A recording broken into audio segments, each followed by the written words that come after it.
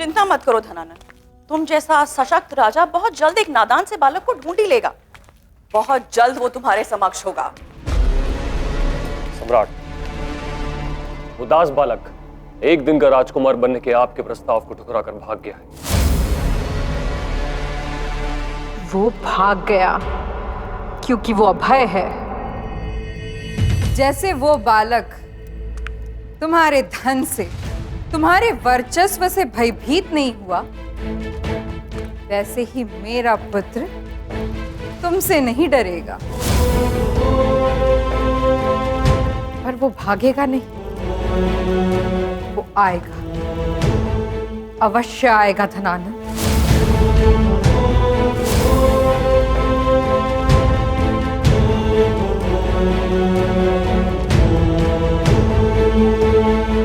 तुम सबकी चिता सजाकर राख बना देगा वो, राख।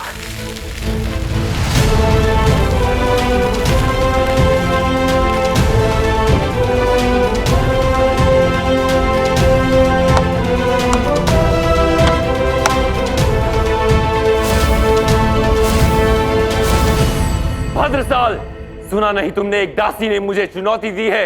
मुझे वो दास चाहिए। एक दिन का राजकुमार बनेगा वो, जैसा मैंने कहा था। और इस दासी को सबसे अंधेरी काल कोठरी में डाल दो। ना इसे कोई भोजन देगा और ना ही जल।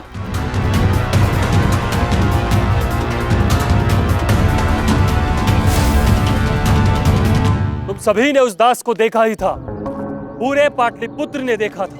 इसीलिए पूरे राज्य में फैल जाओ और वो दास जहां भी छिपा है उसे ढूंढकर यहां प्रस्तुत करो। उसकी आवश्यकता नहीं है।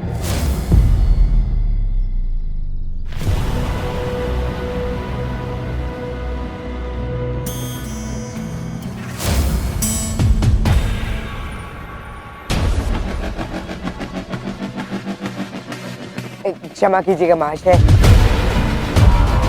वो राजमहल का वैभव देखकर मैं डरकर भाग गया था, किंतु बाद में मैंने सोचा कि ये तो सम्राट का अपमान होगा ना,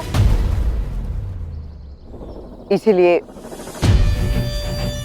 अब मैं सम्राट का प्रस्ताव स्वीकार करता हूं। मैं बनूंगा मगध का एक दिन का राजकुमार।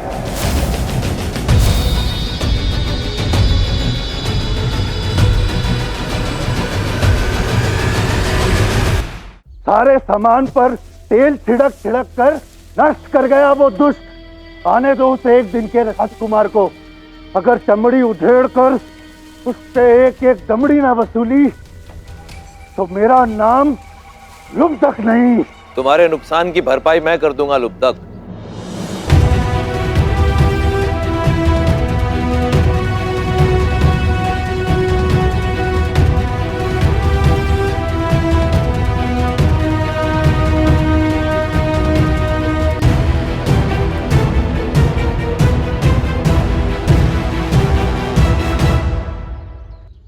देखने में तो छोटे सौदागर लगते हो और आए हो बड़ा सौदा करने। वैसे इस हानि की भरपाई के लिए आपको क्या चाहिए?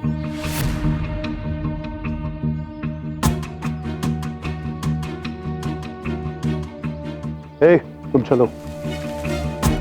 कुछ अधिक नहीं, केवल थोड़ी सी जानकारी तुम्हारे दास चंद्रगुप्त के विषय में। चंद्रगुप्त नाम मत लो उसका। सांप के गले में गिरगिट जैसा है वो, ना निगलते बनता है ना उगलते। उसे वश में करना असंभव है। मैं समझ सकता हूं, परंतु यदि उसे वश में करना इतना ही असंभव है तो वो अब तक तुम्हारे पास टिका क्यों हुआ है? भाग क्यों नहीं जाता यहां से? तुम्हारा दास क्यों बना बैठा है? वो मेरा नहीं, अपनी मां के प्रति अपनी घृणा का दास है। वो घृणा उसे अब तक मेरे अधीन रखी हुई है। घृणा?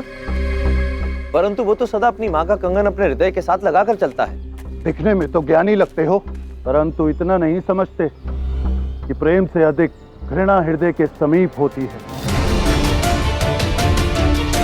चंद्रगुप्त वो कंगन हमेशा अपने पास रखता है ताकि वो अपनी मां से बदला ले सके। उस मां से जिसने उसे कुछ पलों के लिए बेच दिया था। घृणा मनुष्य का विवेक हर लेती है और इसका प्रमाण है चंद्रगुप्त।